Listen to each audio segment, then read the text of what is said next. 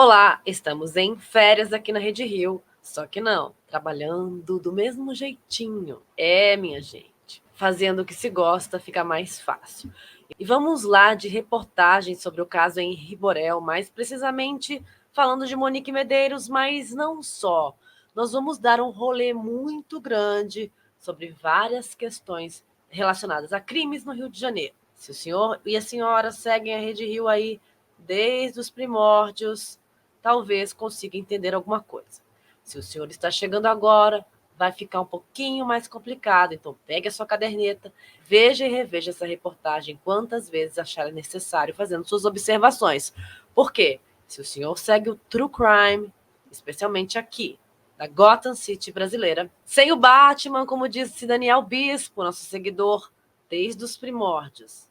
E é verdade, meu senhor e minha senhora, vamos entrar comigo neste rolê enlouquecido que se chama o Rio de Janeiro e o mundo criminal. Esta semana começou um pedido da defesa de Monique Medeiros para melhores condições de vida dentro do presídio Talavera Bruce, no Rio de Janeiro, onde está presa a mãe de Henri Borel, acusada de omissão na morte do filho. Esta é a primeira vez que Monique está nesta penitenciária. Ela, quando presa pela primeira vez em abril de 2021, foi levada ao presídio Ismael Cirieiro, em Niterói, onde ocupava uma sala de 6 metros quadrados. Curiosamente, tinha as paredes pintadas de cor de rosa. Lá, contava com uma beliche, um chuveiro com água fria, uma pia e um vaso sanitário. Monique já acusava maus tratos neste presídio e pediu transferência para o Rio. É bem verdade que o presídio estava também passando por maus momentos e foi, na época, parcialmente desativado. Em Niterói, a professora esteve presa com diversas famosas do mundo criminal, como Adriana da Mega Sena e Simone dos Santos Rodrigues, a filha da ex-deputada federal também presa, Flor de Lis dos Santos Souza, com quem desenvolveu um ótimo relacionamento. Depois disso, Monique e Simone foram transferidas para o Instituto Penal Oscar Stevenson, na zona norte do Rio. Após uma polêmica visita da então advogada de Jairinho, Flávia Frois, Monique Medeiros foi transferida para o complexo penitenciário de Jericinó, em Bangu, mais precisamente ao Santo Expedito. E lá, aquela que chegou a Niterói com tratamento de celebridade, como diziam as presas, começou o seu calvário maior, sendo maltratada, perseguida, ameaçada e caluniada por presas famosas também e de altíssima periculosidade, como Fernanda Silva de Almeida, a Fernanda Bumbum.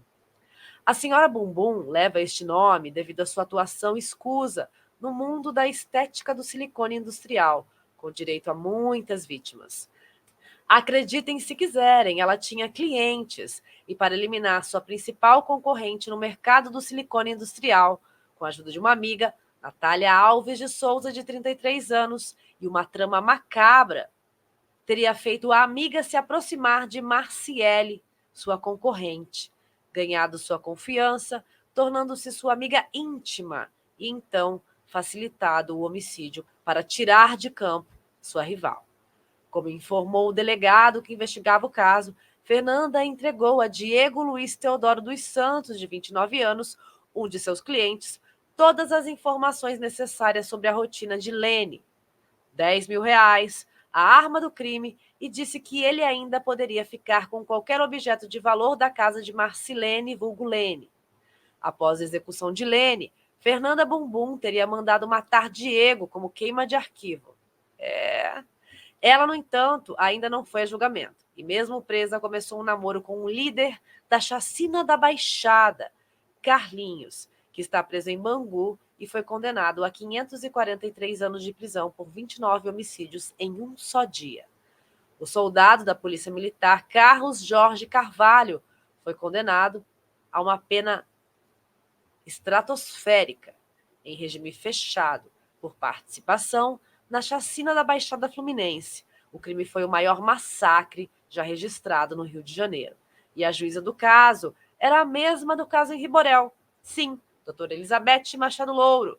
O júri popular, composto por 5 mulheres e 2 homens, condenou por 29 homicídios, uma tentativa de homicídio, formação de quadrilha, Parentes das vítimas que acompanharam as mais de 27 horas de julgamento no Tribunal do Júri de Nova Iguaçu comemoraram a decisão de mãos dadas. Neste mesmo júri, foi condenado a mais de 400 anos, olha o rolê aqui agora, o ex-PM Marco Siqueira, junto com Carlinhos. Marco Siqueira foi também condenado recentemente no caso Flor de Lis. Mas como assim? Ele já não estava preso e condenado a 400 anos? Sim, senhores, mas dentro da cadeia, com um cargo já de confiança ali da SEAP, Marco Siqueira conseguiu cometer outros crimes. Ele foi condenado com sua esposa. Eles eram réus no caso Flor de Lis e tentaram extorquir a ex-deputada e facilitar o acesso dela ao filho Lucas César dos Santos Souza, o filho que Flor de Lis queria que assumisse toda a execução da morte do pai, com a promessa de lhe tirar da prisão com facilidade, uma vez que ainda era deputada federal. Mas o rapaz não aceitou e denunciou a mãe, complicando ainda mais a sua situação. Marco Siqueira e Andréia dos Santos Maia foram condenados pelo Tribunal do Júri em abril de 2023 a mais de 4 anos de prisão em regime fechado. Marcos era faxina no presídio em que Lucas, o filho de Flor de Lis, estava na época e tinha acesso a várias galerias lá dentro e benefícios. No Bandeira Estampa, um presídio de milicianos. Depois disso, perdeu tudo e foi transferido. Lucas pertencia ao Comando Vermelho. Ele era vapor do tráfico e foi enviado a um presídio de milicianos, facções inimigas, justamente para que o rapaz se sentisse acuado. Quando a delegada do caso soube, ela providenciou junto ao juízo sua transferência de presídio e o rapaz passou todo o tempo de prisão pré-julgamento na cela do seguro, cela individual que assegurava sua integridade física. Marco Siqueira é um preso de altíssima periculosidade e poder de persuasão. Por pouco, ele não convenceu o corpo de jurados e esta jornalista de sua inocência. Mas o promotor do caso Flor de Lis, Dr. Carlos Gustavo Coelho de Andrade, soltou o áudio de ligações dele para a esposa, tramando tudo, e também de mensagens à própria Flor de Lis, desmascarando-o diante de todos no dia do julgamento pelo Tribunal do Júri da Terceira Vara Criminal de Niterói. A juíza do caso da chacina da Machada também chegou a dizer em entrevista a essa jornalista que passou por sua cabeça que ele pudesse ser inocente no julgamento. Tamanha sua inteligência e nível de manipulação. Já Carlinhos garante a Fernanda Bumbum ter as costas quentes dentro do sistema carcerário do complexo de Jericinó, que é uma selva à parte, com direito a todo tipo de crueldade e corrupção possível. Um de seus últimos diretores, Rafael Montenegro, filho de uma desembargadora que já foi presidente do TSE, foi preso pela Polícia Federal em agosto de 2021, suspeito de fazer acordos com a maior facção criminosa do Rio de Janeiro. Posteriormente, o TRF2 trancou a ação penal e Rafael foi liberado. Rafael é enteado de um também desembargador, Abel Gomes, ex-relator da Lava Jato, que se declarou suspeito para continuar como relator no caso. O Tribunal Regional Federal da Segunda Região, por coincidência, o TRF2, no qual seu enteado vinha respondendo a um processo. Abel era responsável também pela ação penal da Operação Furna da Onça. Tal operação prendeu, entre outros deputados, adivinha quem? Coronel Jairo, pai de Jairinho. Sim, a gente. Está tudo interligado na Gotham City, mas não conseguiram provar o envolvimento do coronel com o crime. O Rio de Janeiro é um lugar onde tudo está, de certa forma, conectado. Voltando ao conflito entre Monique Medeiros e Fernanda Bumbum, cuja advogada na época era um rapaz que trabalhava com Flávia Frois, quem Monique alegou que a tinha visitado e que supostamente teria pedido que assumisse o crime contra Henri Borel sozinha, livrando Jairinho. Já em Bangu, na cela K, Monique se disse ameaçada pela presa em uma investigação interna conduzida pela Secretaria de Administração Penitenciária, a SEAP, revelou um conflito dentro da cela, protagonizado por Monique Medeiros e Fernanda Bumbum. Em depoimento, Monique disse que a briga começou por causa de um adaptador de tomadas de outra detenta, que acabou jogado dentro da privada. De acordo com o relato de Monique, a detenta a ameaçou de morte e acrescentou que colocaria panos no seu rosto enquanto ela estivesse dormindo. Depois a socaria até não acordar mais. Fernanda Bumbum negou as acusações feitas por Monique, mas mesmo assim acabou transferida para outra cela da mesma penitenciária. Outras presas da mesma cela acusaram Monique de ter mostrado os peitos para seu advogado, Hugo Novaes, mas depois desmentiram escrevendo declarações de punho. Monique declarou em audiência de instrução e julgamento ter sido ameaçada durante um banho de sol por ao menos 20 presas e pouco depois foi mandada para a prisão domiciliar pela juíza do caso. O Ministério Público, estimulado pelo assistente de acusação Leniel Borel, ex de Monique e pai do pequeno Henri, nunca desistiu de pedir para que Monique voltasse a aguardar o julgamento que ainda não foi marcado em regime fechado. Em decisão anterior, no dia 27 de junho, último, a 7ª Câmara Criminal do Tribunal de Justiça do Rio de Janeiro já tinha negado, por unanimidade, o pedido de liberdade feito pela defesa do ex-vereador Jairinho. Os desembargadores ainda negaram o recurso apresentado pelas defesas de Monique e Jairinho. O ex-vereador questionava a manutenção das qualificadoras meio cruel e recurso que impossibilitou a defesa da vítima. Já a defesa de Monique pedia que fosse rejeitada a denúncia de tortura e de homicídio por omissão. Foi aceito, no entanto, parte do recurso da defesa de Jairinho para excluir a qualificadora de motivo torpe da acusação contra o ex-vereador. No dia 6 de julho deste ano, após determinação do ministro Gilmar Mendes, do Supremo Tribunal Federal, ela volta a cumprir pena no sistema penitenciário. O Ministério Público, o ministro analisou um recurso dos advogados do pai da criança, Leniel Borel, que atua como assistente de acusação. O recurso foi em relação a uma decisão do Superior Tribunal de Justiça, que revogou a prisão preventiva de Monique em agosto de 2022. Gilmar Mendes constatou que o entendimento do STJ de revogar a prisão preventiva de Monique Medeiros se distanciava da realidade dos autos e contrariava a jurisprudência dominante do STF, o que explicava a nova ordem de prisão, segundo o Supremo. O ministro também relembrou em seu voto que Monique é acusada de tolerar o sofrimento e a tortura de seu filho. Por esse motivo, segundo Mendes, ela colaborou eficazmente para a consumação do crime de homicídio, sendo conhecedora das agressões que o menor de idade sofria do padrasto, estando ainda presente no local e dia dos fatos.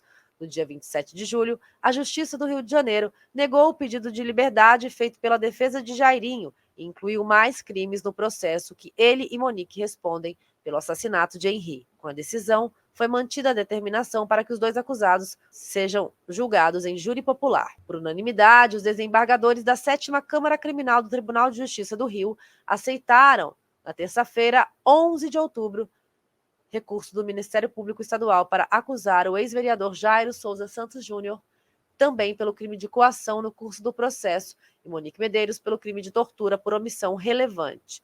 Os dois respondem pela morte do menino Henri Borel, filho de 4 anos de Monique, ocorrida no dia 7 para 8 de março de 2021.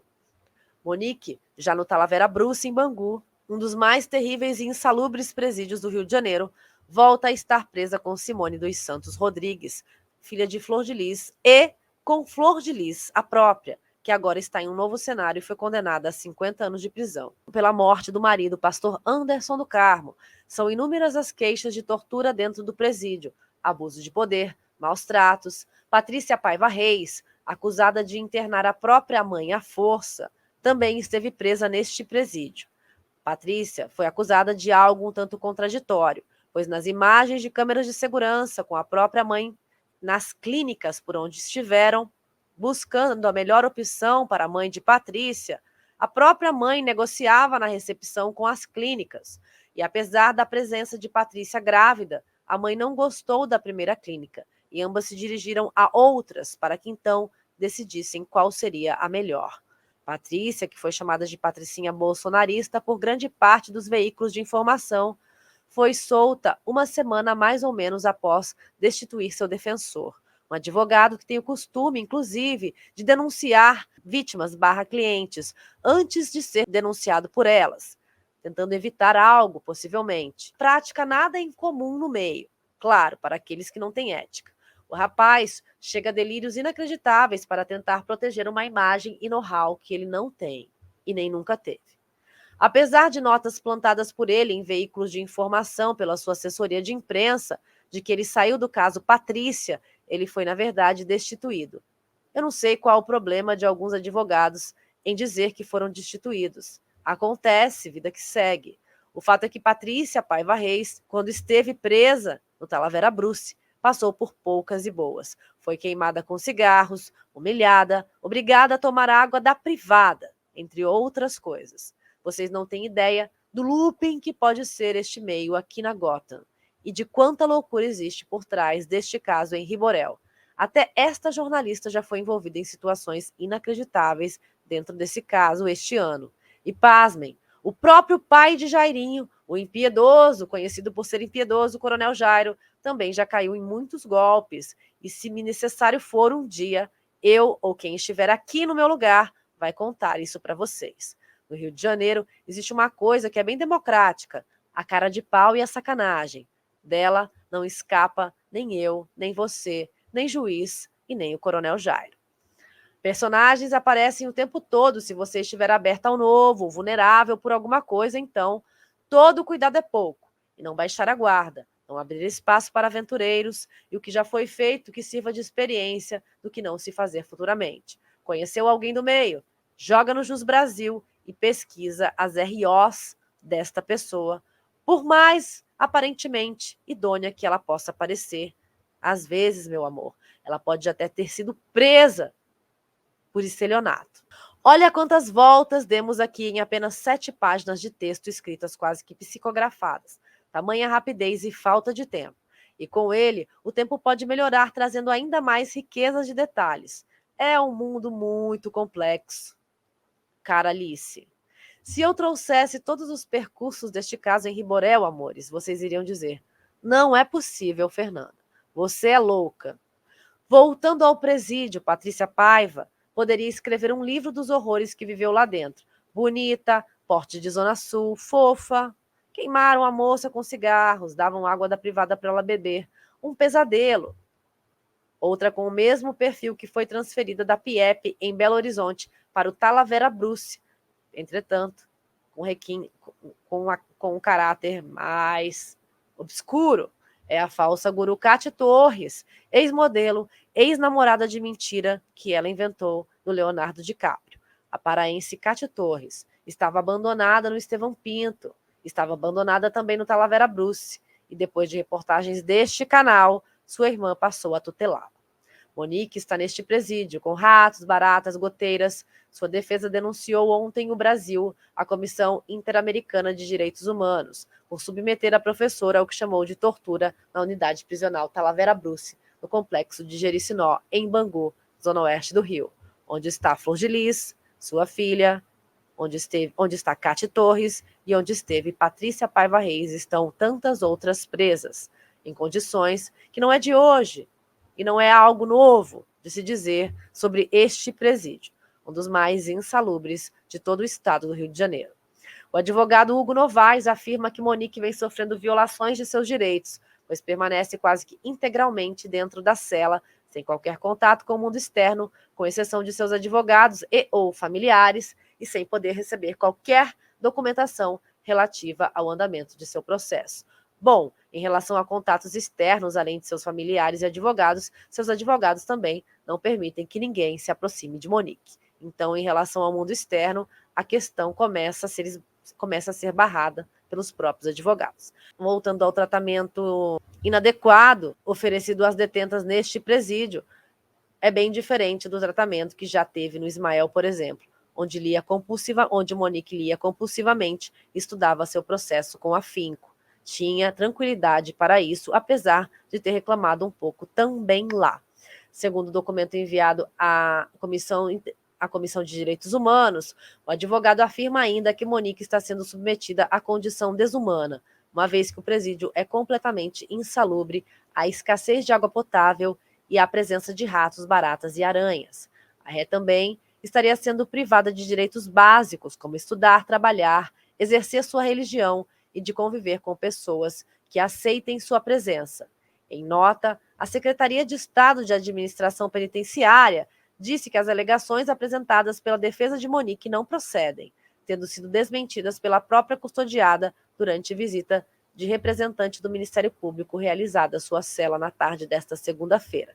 Mas lembra aos senhores que estavam aqui no caso Flor de Lis, quando tudo era mato, onde recebi uma notícia de dentro do Ismael Cirieiro de que a filha de Flor de Lis estava obtendo vantagens, cela especial, alimentação especial, enquanto a outra ré do caso, a Andréia dos Santos Maia, a esposa do ex-PM, que parecia santo, mas é um psicopata, Marcos Siqueira. Andréia vivia no isolamento sem motivo aparente. Eu fui até lá e, óbvio, não me deixaram entrar, negando a mim todas as minhas afirmações.